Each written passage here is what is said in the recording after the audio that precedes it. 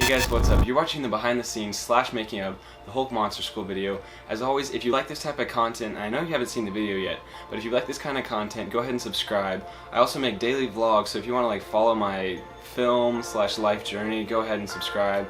And there'll be new videos every day at 9 a.m. Central Standard Time. But let's get into some behind the scenes footage.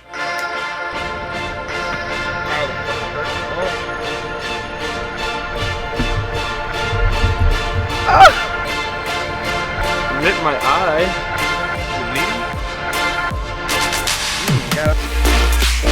Alright guys, we're here at the school today. It's about 90 degrees and it's only like 9:30 in the morning. But we had to film in the morning, one because Max has to be somewhere at 10, and because if we filmed at like noon or 1, I would basically be dead and have heat stroke. But we're filming here for the Hulk video. Things are going pretty smoothly so far. It's going to be kind of up to me now to bring back everything in post and check it out there and hopefully make something good about it. Oh, dang. Oh, that was kind of cool though.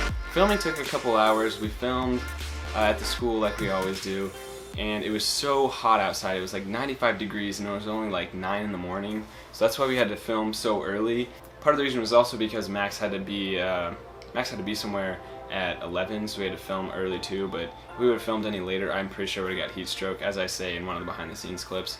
It was super hot, but it was still super fun to film, and you always get those weird looks when you're filming in the costume, but I mean, you just kind of learn to shake them off. Going into when I'm filming a monster school, I always have a pretty good idea of what's going on and like what all the monsters are going to do, but it ends up relying heavily on like the post-production side and what you're going to do like in that realm, but you always have to like frame your shots and know like which character is going to do what, so you can like move the camera. And it's also part of the challenge is when I'm the person acting in the video and I'm trying to like explain the vision to Max and have him move the camera like I want him to and like how the things are going to be moving. So it's always a good thing to have good communication when, especially if you're on like a small film set, good communication is really key to success. Speaking also of the post-production side, people always ask me what programs I use. I use 4 main programs, I would say. I use Buju to 3D track, I use Premiere Pro to edit, I use 3ds Max for the 3D animation and all that jazz, and then I use After Effects to composite all together. I really like the Adobe suite and what it offers you with the dynamic linking between Premiere and After Effects, and it's really perfect for my workflow. 3ds Max is also just what I learned because I got a free student edition, which if you're a student you can get a free edition of 3ds Max, which I now have the full version, but if you're a student you can get a free version, and that's something that's really great to practice and learn and just really harbor in those 3D skills if that's something you're interested in. So that's why I started to learn, so that's just kind of why I use it, just because I started with it.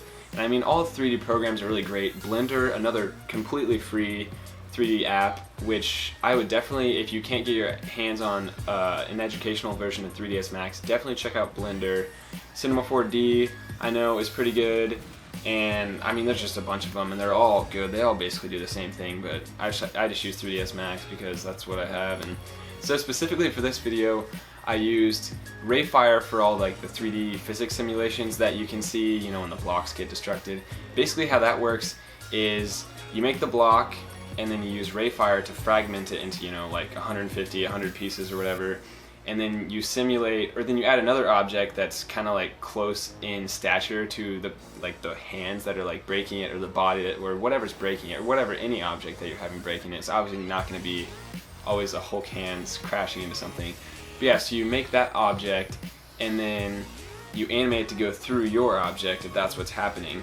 So you set that object as like a static object, so it doesn't get affected by the animation, so it just cuts through, and then you set the object that you want to get destructed to a dynamic object because it's going to be moving and it's dynamic.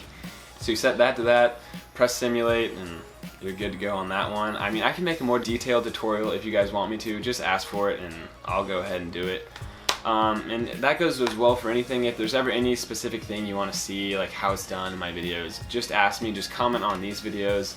It's hard to respond to all the comments I get on the main videos, but if you comment on these videos, I'll definitely get back to you, and I'll definitely consider making it, and probably make it because, I don't know, I like to help you guys if you want to learn anything. And a lot of people ask me about the outro, funny enough, and they're like, where'd you get that outro, dude? And I was like, I made it. And then they're like, can I have it? And I'm like, I don't really know how to send it to you.